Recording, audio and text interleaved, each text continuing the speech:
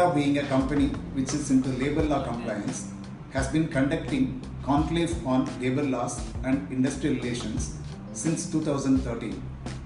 This year, the event is planned to be held in Bangalore on 3rd of August. We are broadly planning to cover three areas. Number one is the recent changes. Many of you must be aware that a lot of changes are happening in the field of labor and employment for the past 4 to 5 years. We are planning to cover all those changes.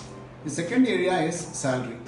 Once proper salary structure is in place in a company, then almost 50% of the compliance is done. The third area is contract labor. Many of the companies definitely they engage contract labor.